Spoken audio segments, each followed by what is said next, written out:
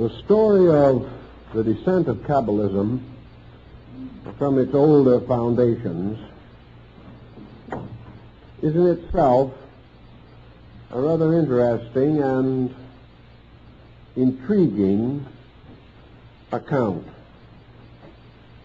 Of course, during the medieval period, from say the 8th to the 13th centuries of the Christian era, Kabbalism was introduced into Europe, probably from among the Arabs, who developed quite an elaborate system derived, for the most part, from the older Jewish mystics.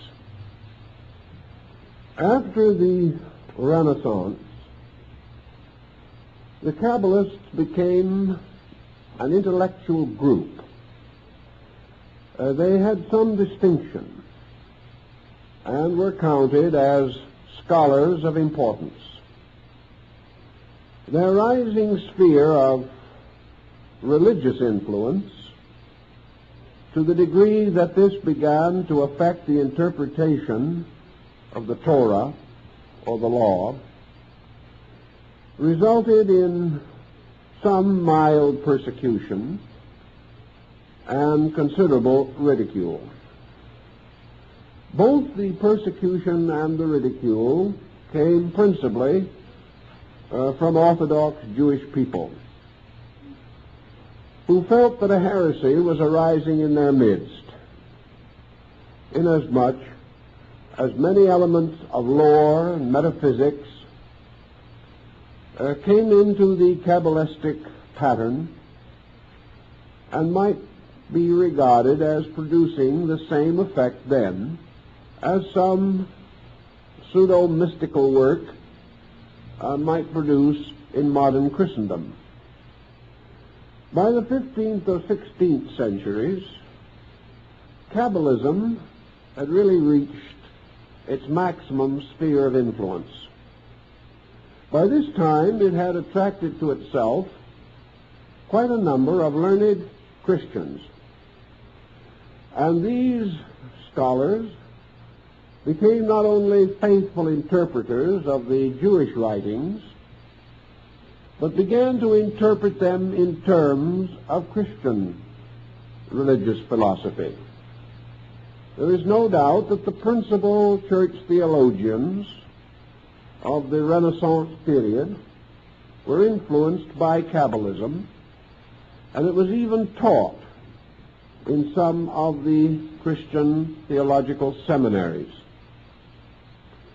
Men of the caliber of Noah von Rosenroth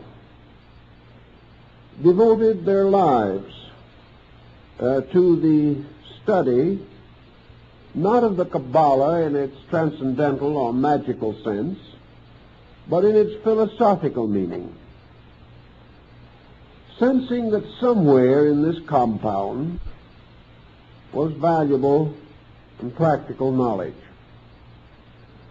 With the rise of the modern scientific method in the 17th century, Kabbalism began to decline. But before it passed into comparative obscurity, it mingled its streams with alchemy and, to a measure, the 17th century Rosicrucian mystery. The Kabbalists also gained a new kind of fame, becoming Faustian types of scholars who were supposed to have pacts with demons and to be accompanied by familiar spirits. Many legends and much lore accumulated, and somewhere along the line the infamous 6th and 7th books of Moses were invented. This invention was comparatively recent. In Germany, Kabbalistic books were publicly burned, not because of anti-Semitism, but because they dealt with subjects of demonology and witchcraft. After this situation, Kabbalism in the non-Jewish world almost completely faded from view. The remaining Kabbalists were mostly in the ghettos of European cities, especially in Germany and Poland. And most of these Kabbalists were rabbis, but they were not particularly well thought of by their own communities. They were not the good orthodox kind of rabbi, but strange, wild-eyed scholars dealing in magic and abominable arts. They were feared, and a certain amount of superstition that has always followed in the train of Jewry gave them a vestige of importance. Many persons regarded themselves as bewitched.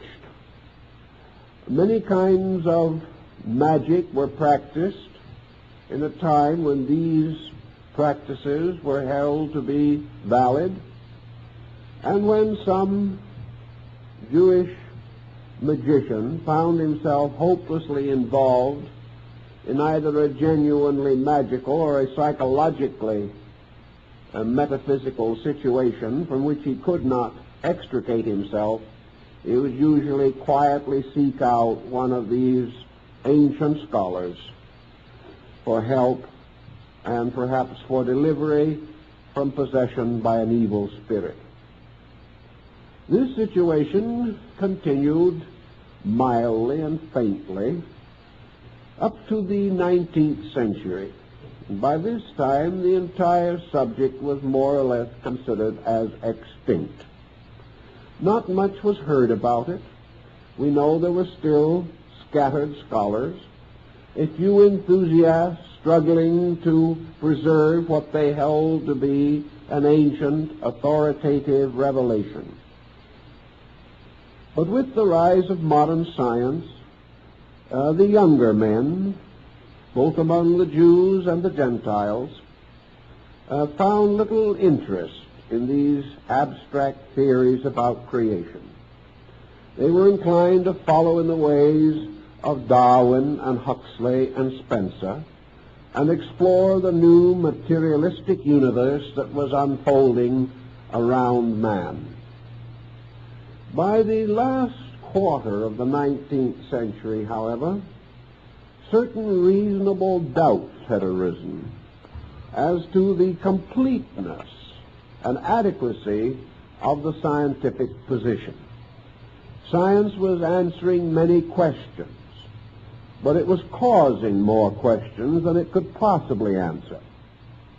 And each new scientific discovery opened a world of mysteries for which no reasonable solution could be immediately found. There was also a gradual sense of fear arising. Men began to wonder if this universe that had been torn away from its divine footings was actually progressing in a positive direction, or whether it was merely falling into a new kind of superstition, the superstition of godlessness. This led to a considerable revival of interest in Kabbalism, mostly among Gentiles. And we find that the various metaphysical movements that developed in the United States and Europe in the last quarter of the 19th century often included this subject among matters for further investigation. The 20th century found only a few articulate Kabbalists. These wrote on the subject, collated the available literature, and their findings were tucked away in library shelves and in old bookstores when only a few found interest in them. About 1925 to 30, however, there was a new interest in this subject. This interest seemingly began to manifest itself simultaneously in two areas. One considerable area in Germany, where both Jewish and non-Jewish scholars began to take the Kabbalah very seriously. The second area was in Jerusalem itself. And from what we are able to learn, in Israel today, the Kabbalah is no longer regarded as merely a medieval superstition. It has become a legitimate area for research and thought. Perhaps one of the helpful things that happened was that man's increasing scientific knowledge and his ability to cope with world literature on a more intimate basis resulted in a new attitude toward Kabbalistic interpretation. It became possible that in the Kabbalah would be found scientific material. The structure of the doctrine was highly mathematical. It seemed almost archetypal. It appeared to have been impressed upon the Jewish folk mind as a pattern or an ordered revelation. To many scholars, it was perhaps the very flowering of Jewish religion. It certainly represented the motion of a religion away from a simple state of faith into an elaborate area of research, a tremendous effort to rationalize, understand, and interpret the religious doctrines of the Jewish people. Again, this might have been helped by an increasing tendency of both Jewish and Christian scholars to question the literal translation or the literal meanings of Bible statements. It became increasingly difficult, for example, to accept the opening chapters of Genesis as a literal account of creation. Also, scholarship seeking for a justification for the extraordinary respect in which the Old Testament was held began to experience difficulty in sustaining this respect on the level of the prevailing teachings and opinions. Just as Christian mystics found it necessary to their own inner consolation to seek for a mystical meaning to their scriptures and to enlarge the area of their spiritual consciousness of religious truths, so the same happened among the Jewish scholars. And to a measure, this was important to Christendom also, inasmuch as the Old Testament is an essential part of the Christian Bible. As a result of the Kabbalah, it was possible to reconcile a great deal of the difference between religion and science. In the Kabbalah, religion revealed certain powerful scientific aspects. It seemed quite conceivable that the Kabbalah could sustain and support not only our more recent opinions about the nature of the universe, time, space, existence, generation, life, and death, but might even reach into the mystery of this electronic age, describing and unfolding mysteries long concealed in difficult and archaic Hebrew words, which when adequately and properly translated and interpreted in the proper context and sense, suddenly become meaningful, become intriguing and inviting of further thought. So we now find that most scientific and educational and cultural groups do not regard the Kabbalah today as an old superstition. I can well remember when even progressive thinkers would hardly consider touching this subject because of its involvement in magic and sorcery. It belonged in the very outer edge of the lunacy fringe. But now this fringe has taken on an orthodoxy, a reasonableness, and an intelligence. And we are beginning to realize that the so-called foibles of one generation become the solid facts of the next. Thus today, to bring the subject to focal point, the study of the Kabbalah is for the most part regarded as respectable. There will still be a number of very Orthodox Jewish people who will view it with fear, who will consider it part of a divine mystery which should be left alone. But then there are also a number of Orthodox Christians who feel that any effort to question or interpret or penetrate the outer surface of the Christian scriptures should be regarded as little less than heresy. So we have the jots and tittles followers on both sides of this situation. But the more liberal scholar, the leader in his field, the influential intellectual, is now Kabbalah conscious. And I think we will observe in the very near future an unfoldment of a trend now beginning to be evident, of a large and generous literature appearing upon this subject, perhaps a literature that will excel in quantity at least the material bearing upon the Dead Sea Scrolls. Now, why is the Kabbalah suddenly of interest? It is of interest because modern science is still faced with the same problems that are said to have contributed to the suicide of Aristotle. Namely, that all of the research that is being accomplished deals with secondary processes in nature, essential processes. The principles at the roots of things are as obscure now as they were 25 centuries ago. Science has many explanations for many things, but it has never touched the problems that are dealt with essentially by the Kabbalah. This does not mean that the Kabbalistic answers must be correct, but they invite a thoughtfulness because no better thought is available. If this be the case, it is quite certain that modern physicists will become more interested in the subject. I have mentioned before that it was reported that Einstein was much concerned with the early philosophy of the Kabbalah. It was a kind of religious science, a science dealing with divine things, and it handled certain problems which perhaps we can summarize in a few statements.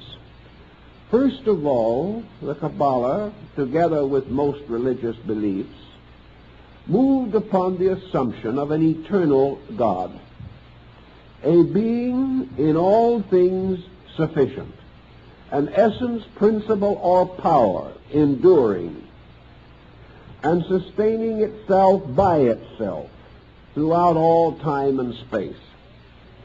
This power was innately and intrinsically all good and all-knowing.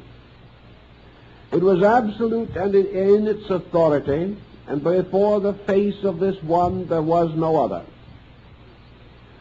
Thus, existence seems to emerge from a sovereign intellect, an intellect by its own essential condition and quality, unlimited, unrestricted, and inevitable.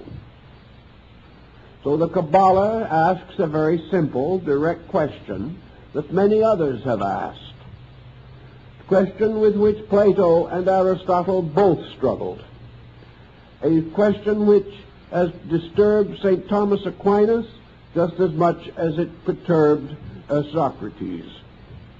The question is this: how can that which is of itself perfect, in no way deficient in anything, all-knowing and all-powerful, produce from itself a secondary state less than itself? In other words, how does it happen that from an eternal good, that which is not so good can come? How is it, for instance, that any part of creation can be ignorant if it exists within a nature eternally all-wise? If our own constitution is composed of a substance, itself in turn composed of consciousness and intellect, how does it happen that we are able to enjoy so much unconsciousness and so little intellect? Also, by what reason, purpose, motivation, or authority would that which is already all in itself, beyond which there can be no more, why should this enter into a state of creation at all, for any reason, at any time? What can it create that it is not already possessed of in its own nature? In what way can creation be more than a diminishing of the power of that which is without limit and without adversary, without obstacle, without obstruction? The second question that probably the Kabbalists have been most concerned with is the creation of man, the evolution of species and types of life. The Kabbalists were for the most part pagan to the degree that they recognized a universe of living things. The law of evolution perhaps was not so defined by them, but it was certainly inherent in their doctrine and tradition. Therefore, we have the all-good, the eternal Father, producing from himself a being in his own image, empowered with his own attributes, and being actually an extension of himself. The first thing that this image does is to become tempted and fall. Now, what is the weakness in this image? Why is this image unable to maintain its own divinity? And how does it happen that an all-knowing and all-powerful deity permits a creature which it has fashioned in its own likeness to be exposed to a fall, or to fall, when in all substance and essence its condition must eternally be fully known by its own Creator? The next question, that seems to be rather reasonable and logical, then has to do with the problem of the redemption of this creature, the power by means of which this creature is brought back again to the state of its own divine nature. This redemption is a slow and arduous process in which the creature, struggling desperately through the mystery of the creation, must ultimately be reunited with the substance of the Creator. This was an elaborate formula in itself. There are other points, but these are perhaps the dominant ones, and it is still questionable whether science has any answer for these. It is doubtful whether the average Orthodox theologian has any answer. It is very questionable if the various religions of the world today can come together and agree upon even a mutually acceptable hypothesis. This then seems to justify the Kabbalists in their desperate effort to relieve their own minds and hearts of these reasonable doubts concerning the mystery of the divine nature. The problem then of the eternity of deity can only be approached in one or two ways. First, is deity actually ultimate, final, eternal, inevitable, and all-powerful? It would seem that one or more of these qualities must be compromised in order that creation can take place. there must be some deficiency in deity, or this deficiency could not result in a deficiency in the creation. If there was an imperfection in deity, then the creature fashioned in its image might also be imperfect. If there is an imperfection in deity, the process of creation itself might be imperfect, or subject to certain accidents or circumstances which were beyond the control and government of the divine power. Obviously, this solution invites only a doubt about deity and begins to reduce or limit the power of deity. Some groups, even among the Kabbalists themselves, tried to wave this question aside with the simple concept that the nature of deity is unknowable. Therefore, the circumstances incident to the beginning of existence are simply incomprehensible by man, who must accept that which he experiences and observes, but cannot attempt to analyze the ultimate causes for these experiences. The second solution to the problem perhaps was most essentially Kabbalistic. It is actually innate in the Old Testament, because the deity of the Old Testament is essentially anthropomorphic. That is, it is a deity existing in a condition of great power, but also existing in the presence of an adversary, also greatly empowered. That the universe arises from a dual principle rather than from a single principle. This dual principle is a polarity. This polarity suggests, therefore, that there is both energy and resistance everywhere in space itself. That energy is forever moving, which is the power of God, and resistance is forever impeding, which is the power of the adversary. Now it would seem that, especially in the old Jewish beliefs, there is abundant ground to assume that the deity worshipped by the Israelites was not entirely a perfect God.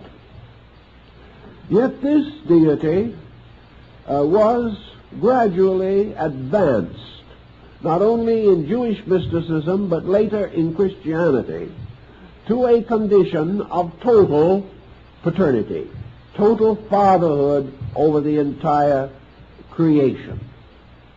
So as men began to build more and more upon the power of the one God, they became more and more involved in the desperate effort to explain how one God, eternally good, could either cause or permit evil. The more they stressed the one God, the more they forced evil upon that God as being the only possible solution to the fact that the all-powerful was not all-powerful in all things. The Kabbalah goes into this in a little different way and gives us a new kind of comprehension. A comprehension which was later picked up by medieval mysticism and finds considerable expression in the Rosicrucian theories of Robert Flood and Michael Maier. Deity as a being might be regarded as the supreme or superior apex of beings. Deity was not regarded in this concept as being merely an ultimate abstract absolute. Deity was considered to be a great being, or as Plato called it, an animal existing in space. This supreme being, so-called, was certainly the leader of the creations which came from it. But this being, it also existed in something. And this in-somethingness apparently had to precede being itself. In other words, if a being exists, it exists in time and space. If it has a beingness, it has an abode. It has a certain assignment of area in space. We may assume, for example, that being is infinite, that space is infinite, and therefore that the two become one fact. But the Kabbalah points out the possibility that the infinite being and the infinite space do not have to be identical, but that actually infinite being is an infinitely evolving power growing in infinite space. This is not unscientific, but it gives to the problem this situation that as man, born in this world, abides in a certain place, living in a community, city, and united with others to form the inhabitants of a region. So as we look forth upon the heavens, with the infinitude of stars, with the vast pulsing mass of the Milky Way, with the galaxies extending beyond even the most powerful modern telescope, we may well be looking upon a populated firmament, an area which is peopled with gods, each of which, in its own turn, is the inhabitant of space. Within the nature of this God arises its own creation, even as within the nature of man is sustained a vast order of life. To us, the small lives within the corporeal constitution seem little better than the minutest of microbes. But in the various dimensions of space, we do not know. Perhaps the very cells and atoms and electrons of our own bodies have their Platos and their Socrates. We don't know. It is beyond us. We cannot even estimate. That which we cannot estimate because it is smaller, we look down upon. That which we cannot estimate because it is greater, we look up to. But we are not sure of the meaning of either look or the direction in which we turn. We are not sure that bigness is the secret or mystery of authority, or that smallness is the true indication of humility.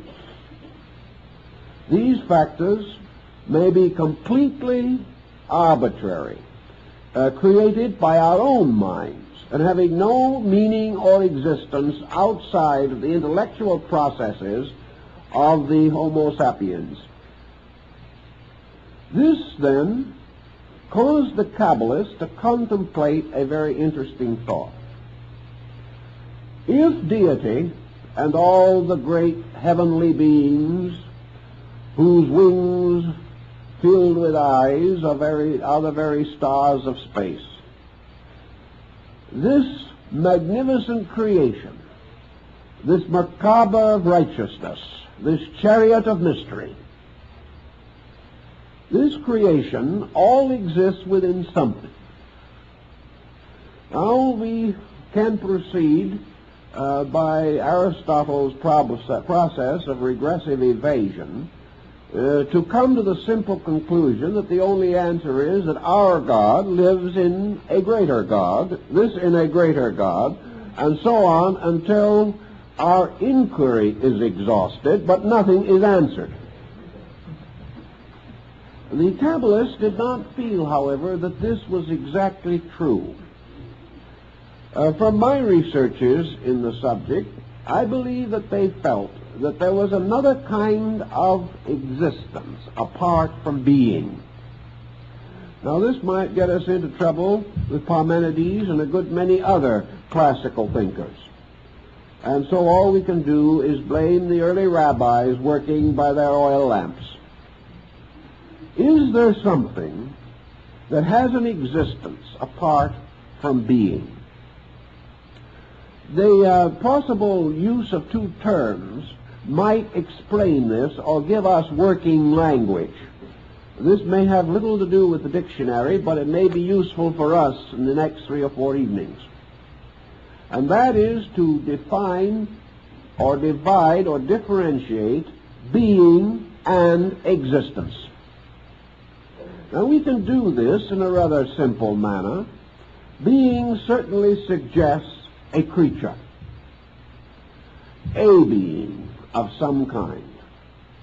Being suggests an objectivity of life, a state of coordinated or integrated activity. Being suggests the opposite of not being. But not being itself does not necessarily suggest vacuum.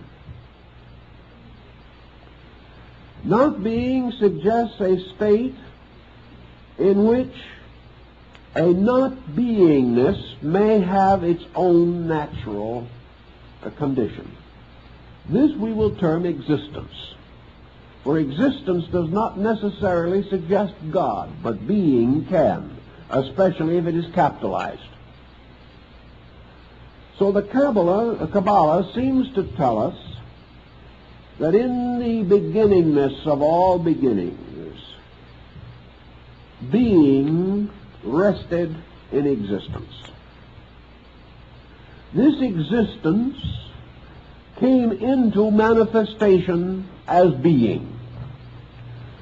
But this existence is not merely another kind of God that must keep on retiring into some higher order of hierarchy until it goes beyond reason or intelligence. This existence is simply the infinite potential of life, energy, time, and space. Now, these in themselves do not have to be persons. They can be like the surface of a vast ocean. They can be rich in substances and even in essences. But they may have in themselves no self-awareness as we know self-awareness. This existence may slumber forever. And there is something very reminiscent of it in the more rarefied strata of higher Buddhism, where it seems to come very close to the Mahaparinirvanic state. This state, as Buddha himself tells us, is a continuance with non-existence, as we know non-existence, non-beingness. It might almost be called a kind of existence without being, going on and on and on.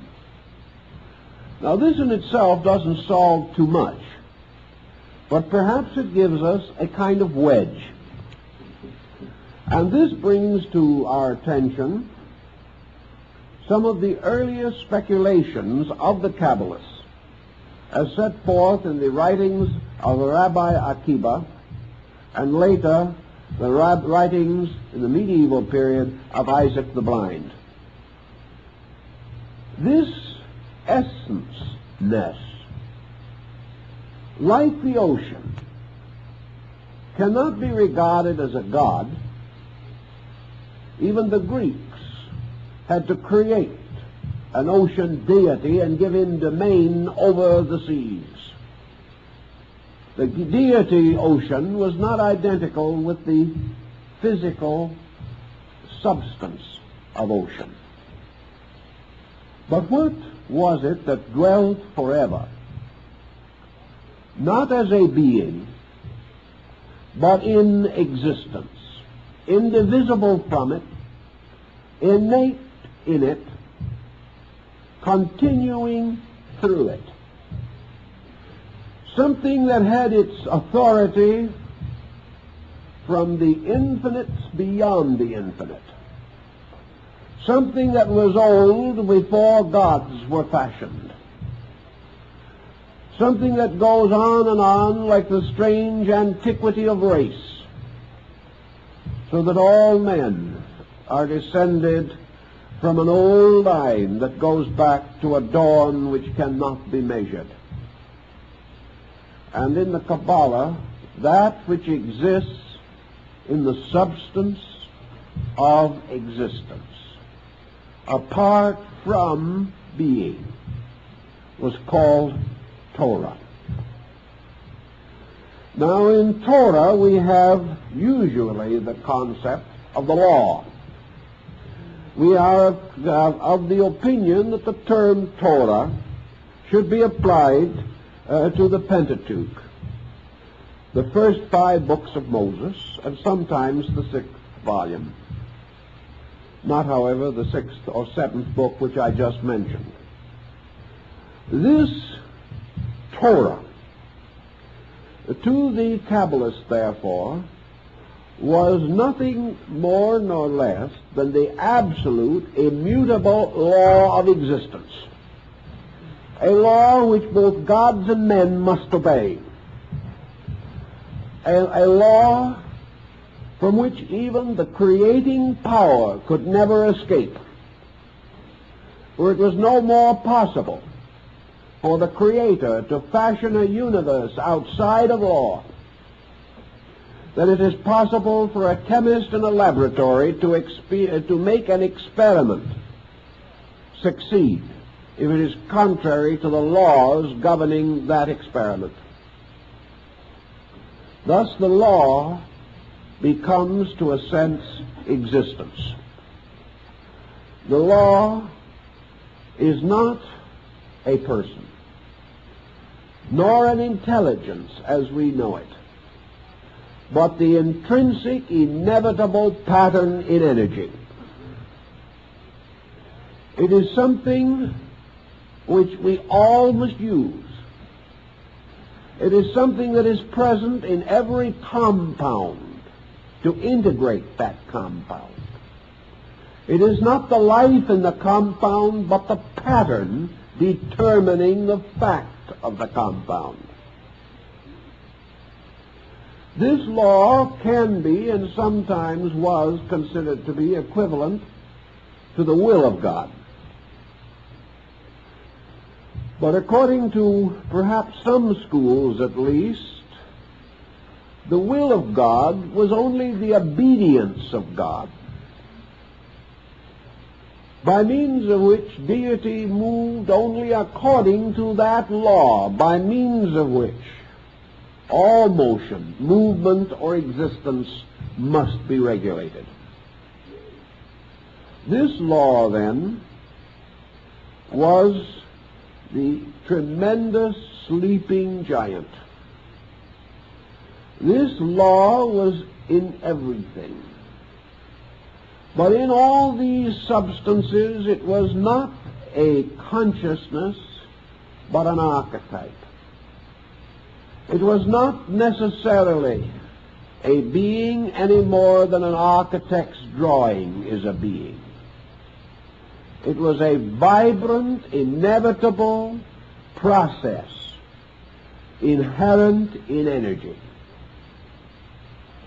And no matter what we do or how we do it, everything accomplished must be according to the law of its kind. And to the Kabbalah, even the ancient of ancients could not exist beyond, outside of, or superior to the law of existence. Thus it is written in the Kabbalah that when the Ancient, whose name be blessed, was resolved to create the universe, this Great One, the Ancient of Days, first called loudly into space and brought forth Torah, the law, and communed with Torah, and obeyed and followed the instruction of Torah, thus grouping the 22 letters, or the shining diadem, into the patterns that were decreed by Torah. We almost have the same feeling in the great opera of The Ring, Wagner's wonderful story of the Norseland, when Odin calls forth from the earth the mother of all mysteries, the Ancient One, Erda, the Earth Woman, Nature, the great mother who can never be denied.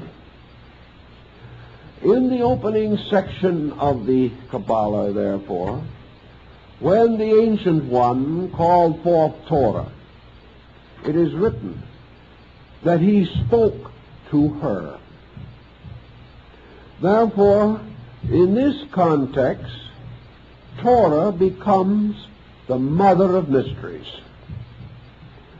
Torah becomes the mysterious, invisible, silent partner of God.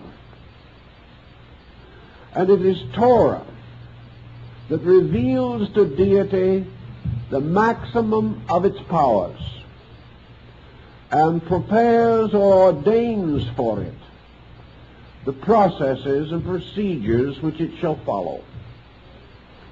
It is as though a man shall say, I shall build a house. The first natural thought is that this house must have a plan. The power to create this plan involves a knowledge of stress, a knowledge of construction and pattern, a knowledge of materials to be used. And if this knowledge is not adequate, the house will not be perfect. Therefore, the Great One calls forth the architect spirit to decree the way in which the house shall be erected. And in the Kabbalah, deity calls forth Torah as the one who has always existed, the one who can be brought out of darkness by will and energy, but also the Torah as the great mother of mysteries is the one who must be obeyed. The very concept, then, gives us a rather interesting point. Now, this point has perhaps some merit to us in our modern thinking. Science, perhaps, in its desperate search after a godless universe, has pursued the phantom of Torah and has failed to recognize that this existence remains only itself until consciousness moves upon the face of the deep and calls forth the world. Thus, the anthropomorphism of the Kabbalah is not good and evil, but God and law. We have assumed a certain despotism. Kings make laws and break them at their pleasure. We have invested celestial royalty with these attributes. But at the same time, we are inclined to believe ourselves that although the laws of men are corruptible, the laws of heaven may not be corrupted. Perhaps we will then not find it too difficult to conceive the possibility that the primordial substance or essence from which is fashioned both the body of God and the body of men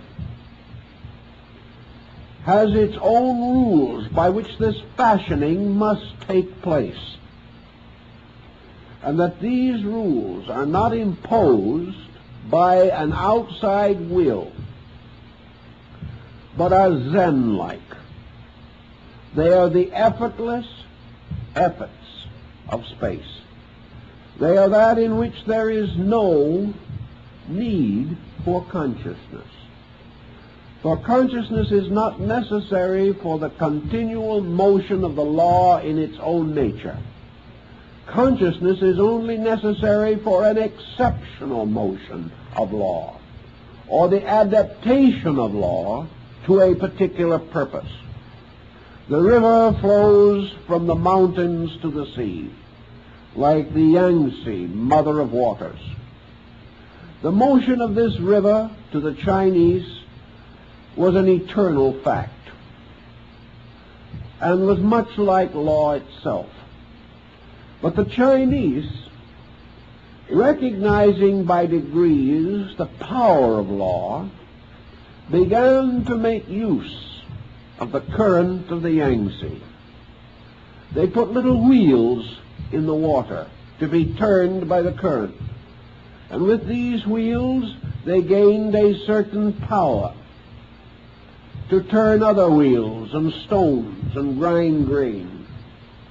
Later also they sought to irrigate their fields by turning the waters of the river. They created dams and channels. Now, as soon as they began this activity, consciousness took over the use of the waters. But this consciousness was not all-knowing. And as a result of that, many of the efforts to use the waters led to tragedy for man. And this water, which also supplied him with his water of life, was the same in which he could drown. So in the great mystery of space, the Blessed One, the Ancient of Ancients, whose name be glory, as the sovereign conscious intellect, called upon the law to use the law.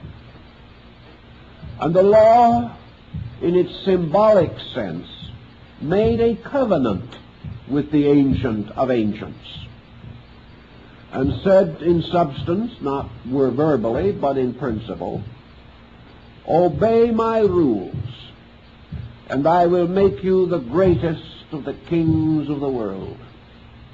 Disobey my rules, and I will destroy you utterly. Therefore, God, being of all wisdom, possessed the wisdom of obedience. God, being all good, used law only for goodness. God, being all mind, administered law with mindfulness. But actually, this mysterious power was the dynamic. It was this dynamic, then, by means of which the emanation or existence of the world became possible. Creation, then, was simply an unfolding of the will of God according to the law of existence. It was an unfolding within law, for creation itself was a monument to its own law, for it had its origin, its beginning, its infancy, its childhood, its maturity, and its fullness of years. It became populated with orders of life, and every one of these lives was under law. and there was no power within these lives to raise their hands to heaven to ask to be released from law. Therefore, all that heaven could do was instruct man in the keeping of the law. We may not fully agree with all of this type of thinking, but we must admit it was a rather grand idea. It was tremendous in its implications. The law itself, by its own nature, created the concept of good and evil. Law was not good because it was not a being. God, by cooperation with the law, might be termed good, because good is that which wishes, desires, or impels the fulfillment of truth. But the law itself was neither good nor ill. It was simply of its own kind, its own nature, and its own eternity. While eternity rested, law was not obvious. And Böhme, the German mystic, brings this out very clearly. There is no manifestation of law until the processes of creation begin. Then these processes flow according to law and are molded by law into the everlasting likeness of itself. Now, law also, because it is not a being, because it is not of ambition or of thoughtfulness or of any particular plan or purpose for its creation, for the thing that it does, law simply operates while creation exists. And if and when creation ceases, law retires into its own unmanifested root. For without creation there can be no manifestation of law. Therefore, if a creating power determines the end of its own creation, then the laws governing that creation simply subside again into existence.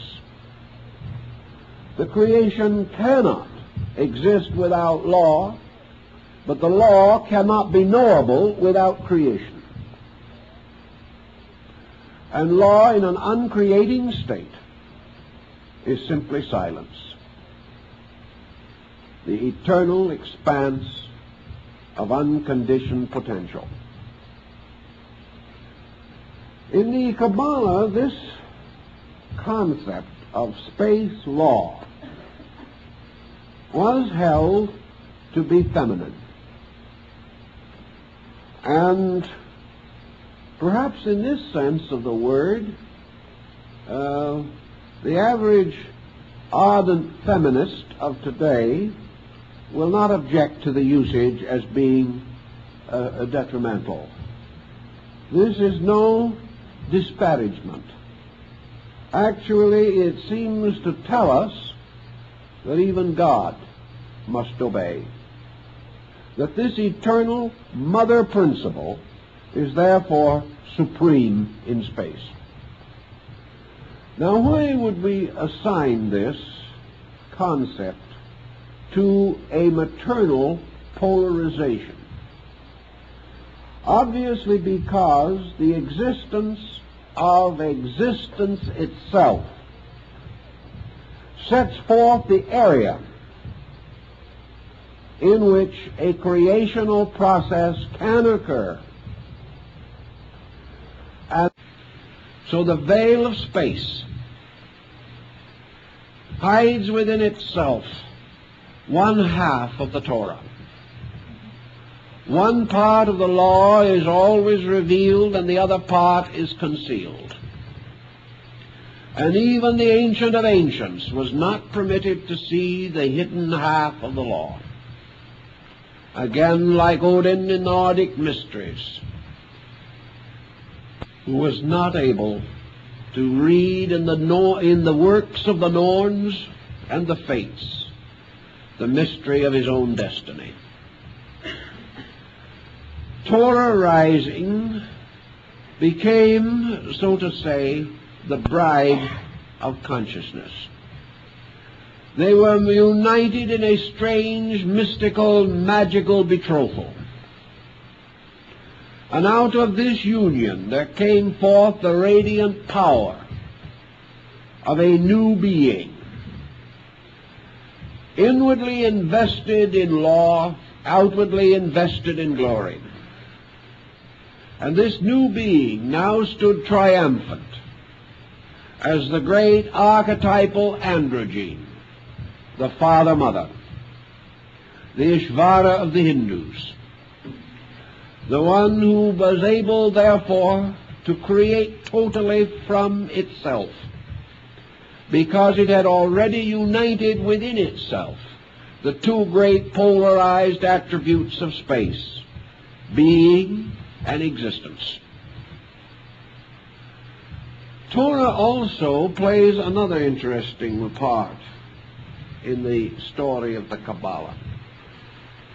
Torah in substance and essence is forever concealed. But by the very act of divine creation, Torah is caused to become revealed.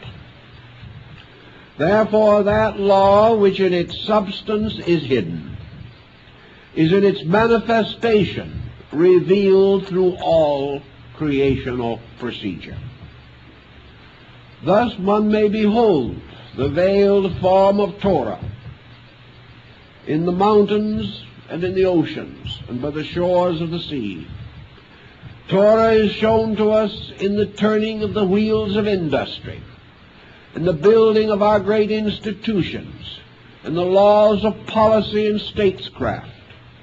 All of these are but the gradual revelation of Torah. For that which is revealed by the process of creation is the immense pattern of framework laws upon which creation hangs, and without which the conscious being is unable to fulfill its own purposes. We have the same again in the mystery of the microcosm. Man, coming into birth, according to the Kabbalah, came into manifestation as the result of the uniting of consciousness and existence in the form of the energy fields of its parents. And where these fields met, a strange vacuum, which was actually a blending in perfect equilibrium of these two principles, formed the door through which the soul entered into generation. But once it was born or conceived, this soul begins to manifest the law. And the law of existence begins to take shape in the embryo. The law of existence begins to fashion the bones and the sinews. The law of existence, as the great architect, designs the whole strange compound fabric of our bodies, our emotions, and our minds. And finally, when man stands forth, his consciousness is still hidden, but the law that fashioned him is revealed. It is himself. Yet this law is not a being. Man does not say to his bones, obey me. Man does not say, I will have them differently. Man says, these are my bones. This is my flesh. Therefore, these are my attributes, and with these I will labor. So man accepts the pattern devised by law, brought forth by law, guarded by law. And he must go further. He must give his final allegiance to this law. For if he corrupts it, breaks it, or violates it, then the power of his consciousness to function is correspondingly diminished. This, applied to the macrocosm, or to the workings of the great face, the maker of Prosopis, means that in the same way,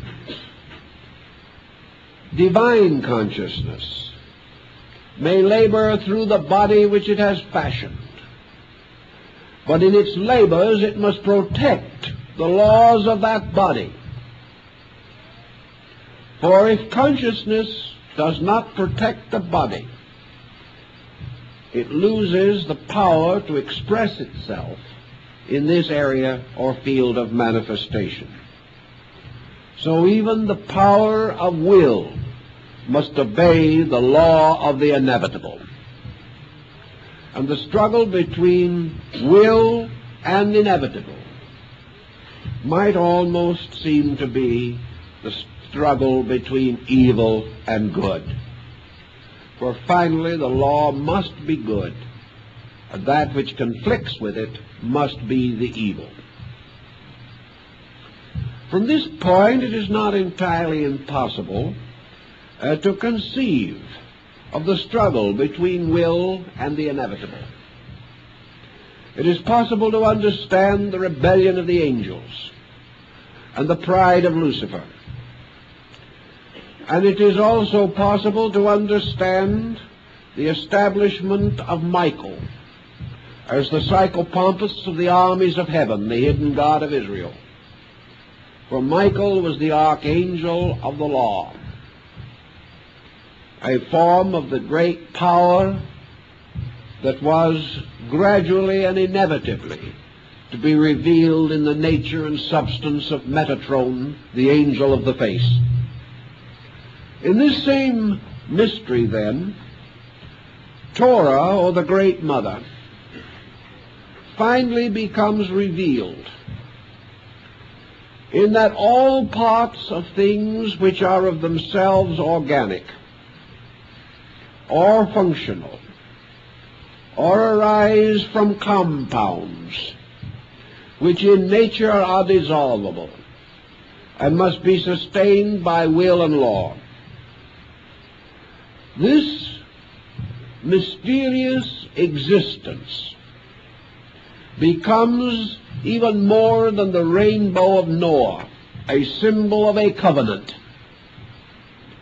For the fact that we are, the fact that we exist as we know ourselves, proves that we have a covenant with law. And it is also the same type of proof which, by reverse, outlaws the lawless and causes them to vanish from the face of the Lord.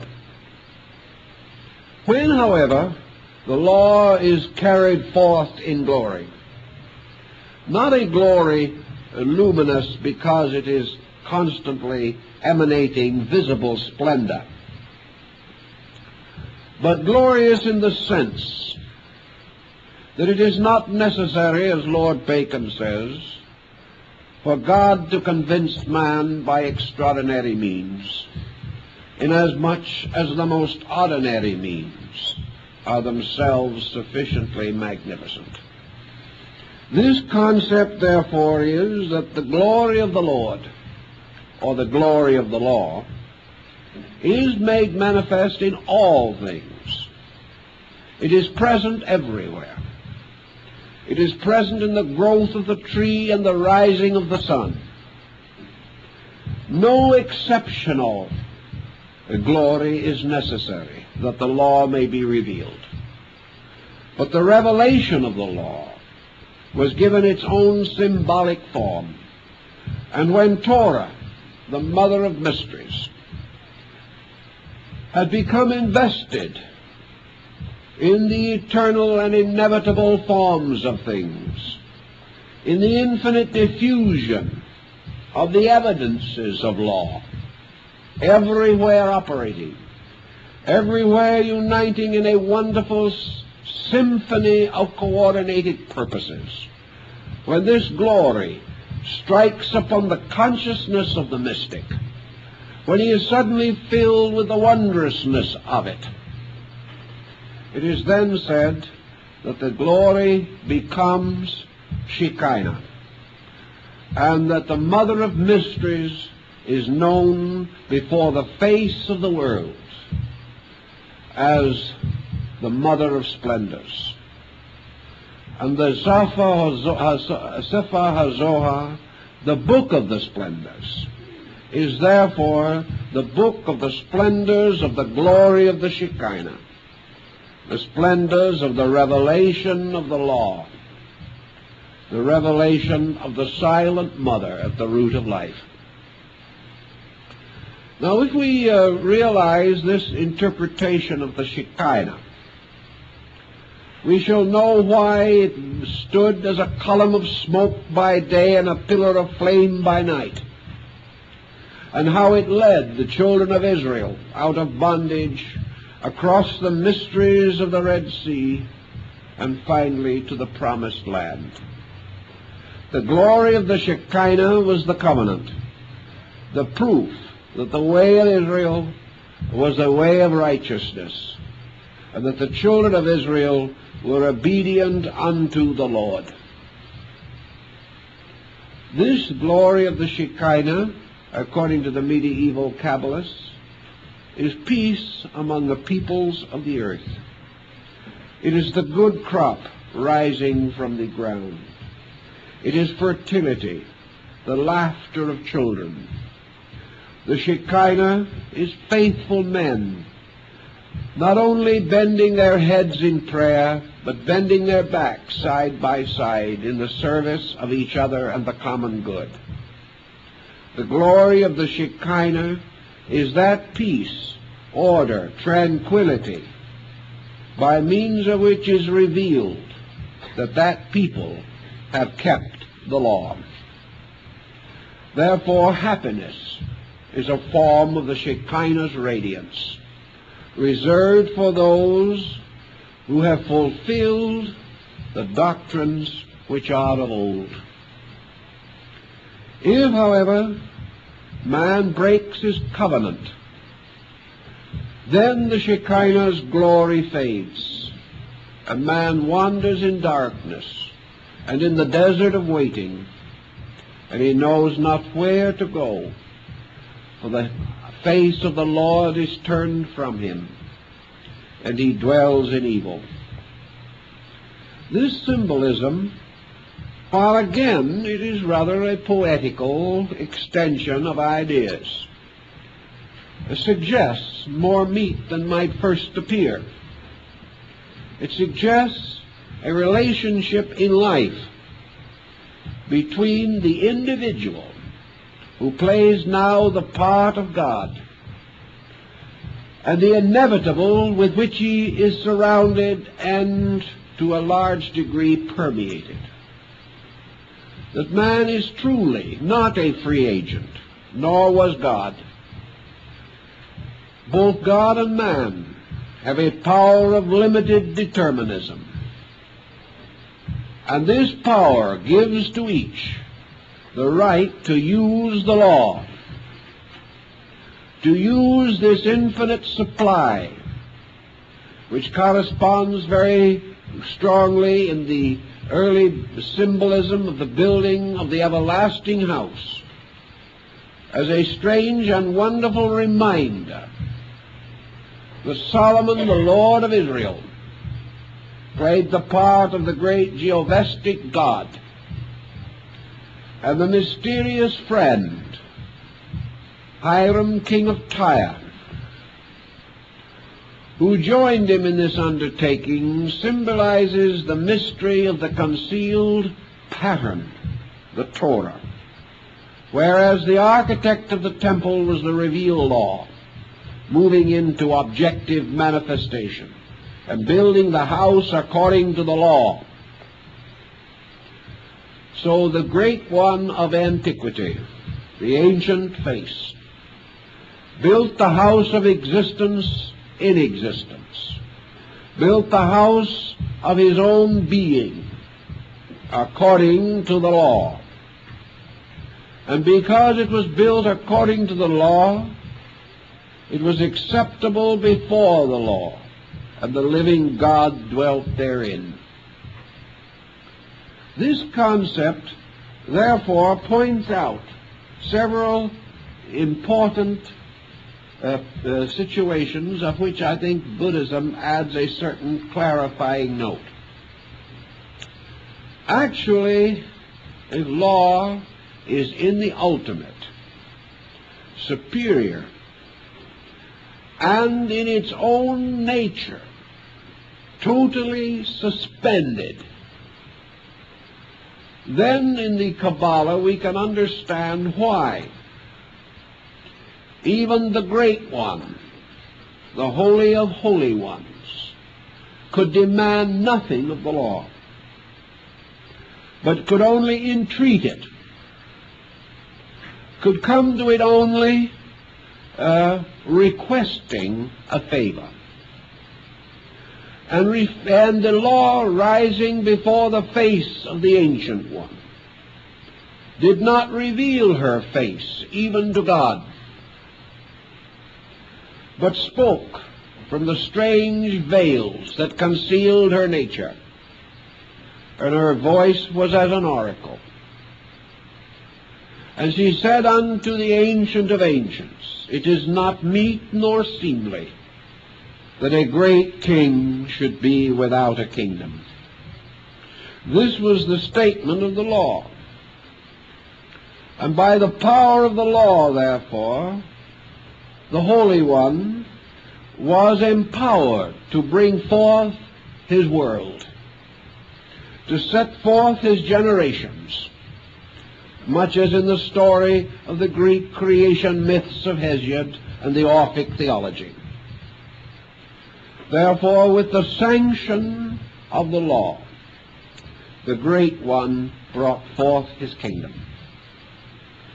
And because the law was forever veiled and concealed in its own essence and substance, it is also said in the Kabbalah that when the streams and the rivers mingle, who shall know the compound? That in this great process of creation itself, the operations of law became so strange and mysterious that the mind of neither God nor man could fully comprehend them, because the law was infinite, and all minds must be in some way finite.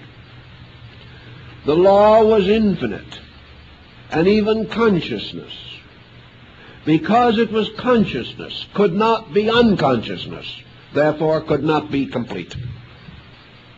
Therefore light, by its very nature, cannot be darkness, and the mysteries of the darkness cannot be known to the light.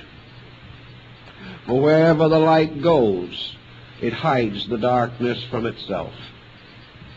And this is a very interesting point, for it tells us, therefore, or causes us to come to the comprehension that in the processes of creation, the mystery of the interaction of consciousness and existence, universal will and law, resulted in a series of intermediate conditions, conditions in which one condition imposed itself upon another.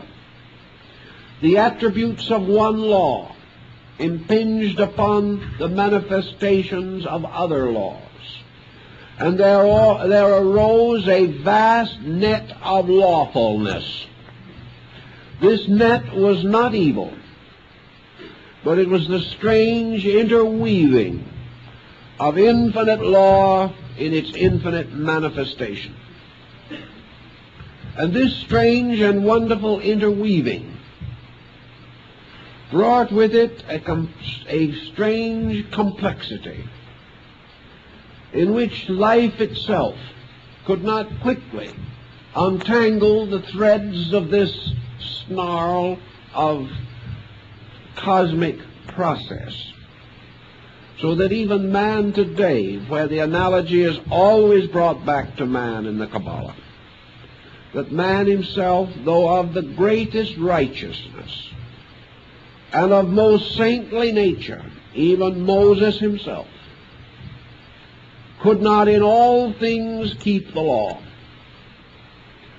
Therefore, being unable to fully comprehend that which was in excess of its own comprehension, man inherited the mystery of death.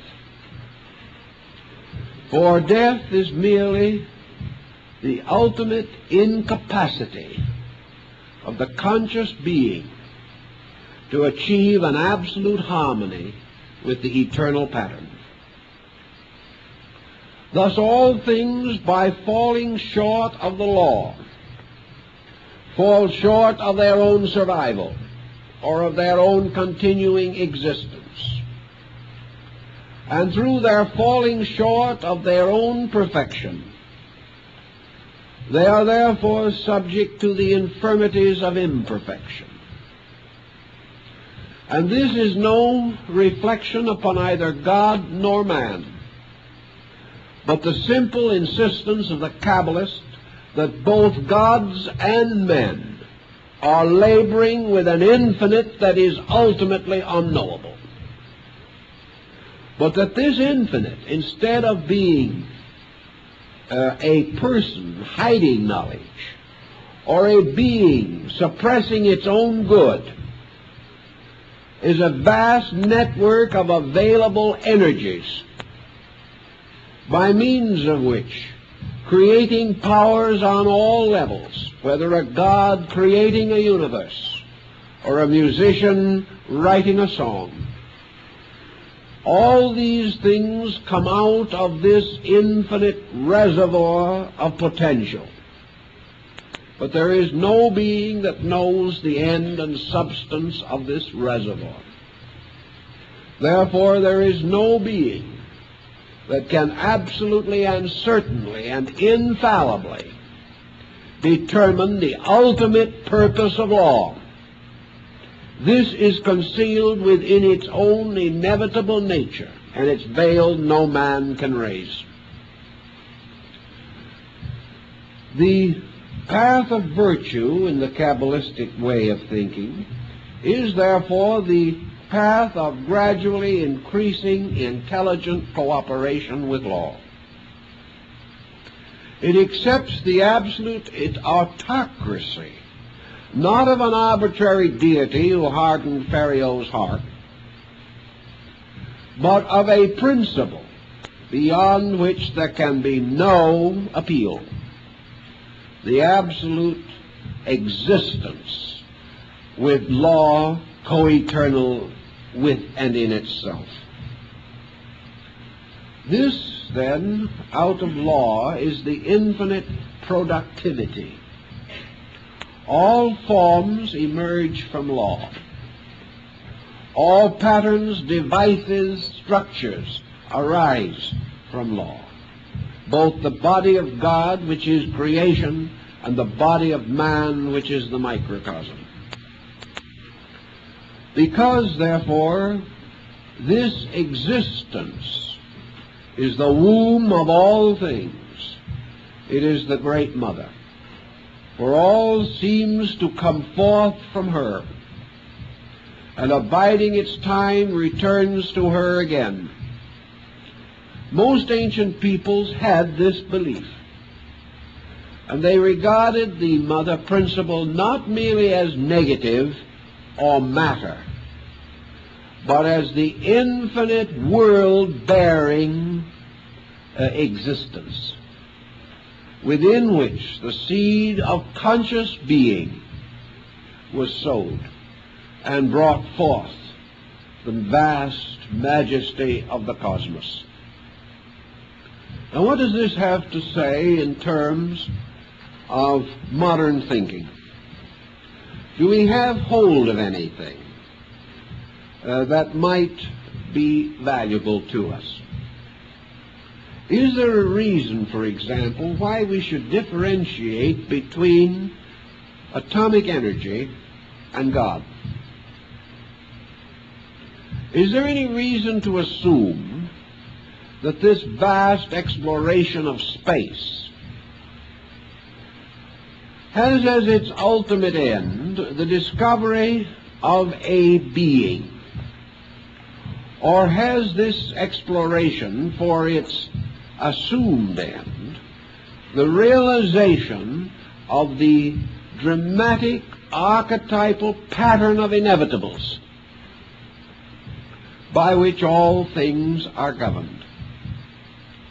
Has this modern search, therefore, on a scientific level revealed to us certain, we'll say, aspects or attributes of an interlocking structure of inevitable principles that cannot be violated? The violation of these principles is a sin against law and, in a sense, a crime against man. This violation of principles is also a continuing detriment to universal consciousness. Universal consciousness, however, according to the Kabbalah, cannot step in and by a gentle gesture of its spiritual scepter nullify man's violation of law. The Kabbalah, therefore, now has at least a working hypothesis to explain why deity cannot suddenly terminate the lawless state of man. Now, a big theological situation can be built upon this. It becomes the only reasonable answer that the old Kabbalists, at least, could devise, for it was the only answer which did not compromise the essential goodness of deity, did not in any way reflect upon the reality of virtue, and at the same time did not cater to any form of the delinquencies of created things. This concept sort of left everything honest. It did, however, achieve this end by assuming that there was a pattern co-eternal with God and not identical with God. The anthropomorphism raises its head again, but of course in a very highly abstract way. We know that Buddhism, of all the religions in the world, laid the greatest stress upon law. Buddhism went almost so far that one or two Western scholars have said Buddhism has no God, but if there is anything that may be likened to a God in the general reverence of Buddhists, it is law. For them, law is that which God is to the followers of theistic faiths.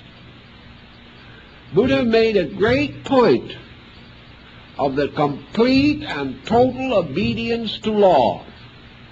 In this he broke from Brahmanism and the worship of the Hindic divinities. Brahma appears in Buddhism, but in a subsidiary capacity. Brahma as deity and as consciousness in space in Buddhism is subject to law,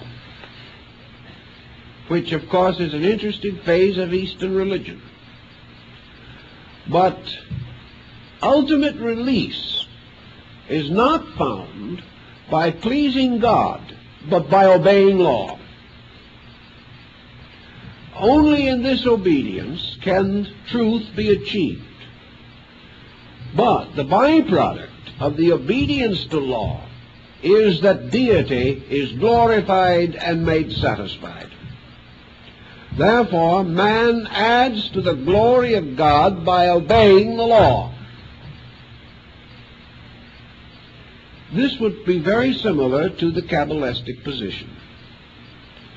Buddha now also goes on to explain that involvement in law is existence as we know it, and that as soon as the being becomes disentangled from the mysterious interoperation of the skandhas, this being slowly disappears. Being as we know it, then, is a network of laws, and man exists only to the degree that he is unable to fulfill the law. Existence in Buddhism, therefore, is a condition of inadequacy. Because if everything is brought to a state of absolute harmony, existence as we know it disappears. Therefore, in Buddhism, we might assume that consciousness corresponds to God. Law corresponds to the Torah or the Great Mother. And when these are brought into equilibrium, universal existence as we know it is suspended. Consciousness and existence are returned to their primordial states, the state in which they have dwelt prior to the creation of a world. In the suspension of these two, therefore, there is not the reestablishment of a one God theory, but there is a return of consciousness to the field of law, where it remains until such other time as it is called forth again. In the Kabbalah, consciousness is of a nature different from law, in this, that consciousness is an evolving being, and through infinite manifestations, from the least to the greatest, it has grown up in space like a great tree. If this tree shall die or fall, then from its acorns new trees will rise, and the growth of the forest goes on forever. And the forest is composed of living beings. But the earth in which the roots of these beings gain their nutrition, this earth is law. The dark mother, the invisible provider, the sustainer, that becomes benevolent when benevolently entreated, but when certain conditions arise, ceases its benevolence. When law ceases its support, the thing perishes. But law does not perish. Life as living beings, however, as populations of space, must go on. Their bodies, governed by law, return to the law from whence they came, disintegrated by the conflict between consciousness and law. But the consciousness itself goes on its way of enfoldment within law. And this consciousness, by an infinite process of evolution, becomes an eternal being, continuing in an eternal state. The being is alive. The state is life.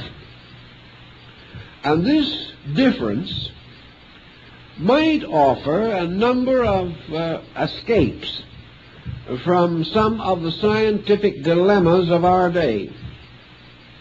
For we now do recognize what the Buddhist also held to be true, namely that consciousness itself has a kind of nature which is a product of relationships and of values. but at a root consciousness, unknowable to the objective sense, also has a kind of seed existence beyond our knowing. Beings return to being. Things return to existence.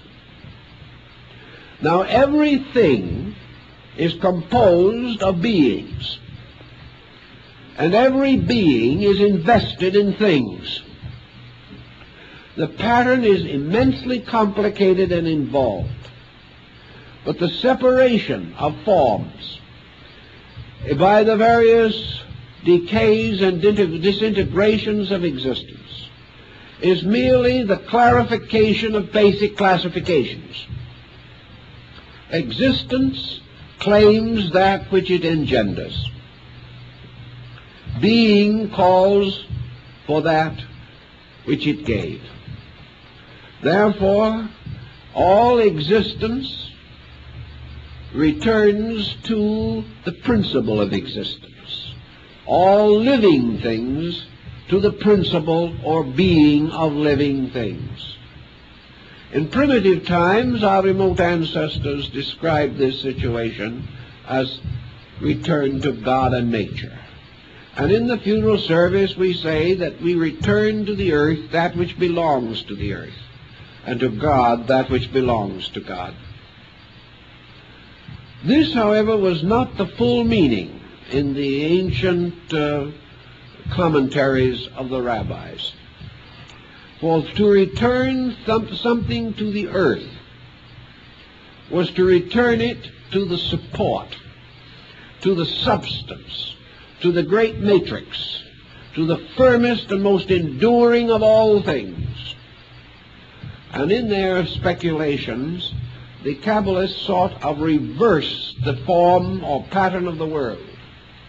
They considered space to be the true earth. That actually man, as the tree of the Sephiroths, was an inverted tree. And that in reality and substance, the true earth, as the alchemists also taught, is invisible. For the true earth is simply the infinite area of existence, law, being. This tremendous earth factor tells us definitely that every compound must truly be dissolved, and that everything that is controlled by law escapes law only by its own disintegration. The moment the pattern is no longer present, the law ceases to be manifested. And as Buddha points out, when all laws cease to manifest, then the nirvana is achieved. All conflict between a structure and principle has been overcome. In this same concept, therefore, deity is now presented in a slightly different situation. And we begin to sense the significance of the messianic factor in its relationship to law. We have a polarity now consisting of the Ancient of Ancients, being, and the Torah, existence. And when being and existence unite, they produce creation. But what is the only begotten of the Father? What is this mysterious something that arises also in the union of God and the law?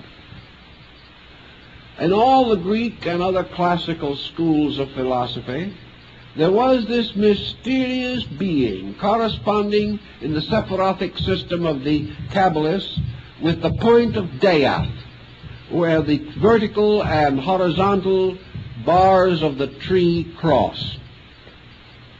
This mysterious other beingness that comes into existence, the Son of Man and the Son of God, the mysterious messianic power is there and is present as an intercessor between being and existence. An intercessor between the inevitable of the divine will and the inevitable of the immutable law, and the inevitable that these two shall conflict. This principle is not compromise. It is a principle of mediation. It is the Gnostic aeon of the Sota, which stands glorified between the Ancient One and the splendid form of the Virgin Sophia. Again, the Mother of Mysteries. In this struggle, then, between man, let's say again now, as his will to create, and man as laws operating through every bone, sinew, and nerve of his body, which cannot be violated. There has to be some kind of a middle ground here. The ancients regarded this as the soul, the firstborn of heaven and earth. And the psychic factor has still remained essentially a mystery. And in the Kabbalah, the mystery of the soul was given a great deal of a very patient consideration. But being naturalists by their general thinking, and rather practical people in spite of their broad abstractions, the Kabbalists took a simple example from their own way of life. Here is an individual, a consciousness we call man. Here is, we will say, resistance. Force, power, will, energy, meeting resistance. The resistance of circumstance, or on the higher level, the resistance of violated law. For when man violated the law, Torah rose in anger to the face of the Great One and demanded that the lawbreaker receive appropriate punishment, just of course as Juno was forever plaguing old Jupiter, and no one was quite able to make out the meaning of the legends. Between, therefore, a consciousness and the immutability of law, a pattern was set up. This pattern was created for the primary purpose of bridging or reconciling the opposites. This pattern must be the immortal mortal, must be the world hero, must partake of consciousness, yet also must share in the mysterious mortality of the law. This being must achieve its strange position through experience. Here we have the two great powers abiding together. God as being, the Torah as law, each from the vast pinnacle of its own aloofness, pouring its resources upon the mystery of creation. Yet the solution to the mystery, the ultimate solving of the riddle, is only possible to some creature that stands in the midst of creation itself, and therefore experiences in itself the operations of these two sovereign powers. The purpose of this concept was that man should occupy that place, that man should worship God and keep the law.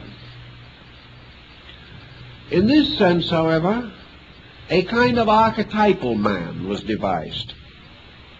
For man himself, as a principle of equilibrium, must also bear witness to the chemical compound of will and law. This mysterious power of mingling of will and law produced what Bernini termed the great patience, the strange power of the waiting, that which patiently and inevitably overcomes the mystery of the struggle between consciousness and law. And this mystery is the psychic integration of mind and emotion. For by mind, man seeks to conceive of the nature of God, and by emotion participate in the inevitability of law. Therefore, man may feel the law, and he may know the God. And out of the blending of feeling and emotion, feeling and thought, therefore was created a psychic entity, an experiencing mind, the mind of the great pity, the mind that was aware of the sorrows caused in the confusion of the middle distance, the mystery of the aeon that died for the aeons in the Gnostic philosophy. This problem then becomes the next essential secret of the Kabbalistic system, and that is the one that we have to take up next time, when we will go into the problem of Michael and Metatron, the angel of the face. And so I guess that's about all for this evening.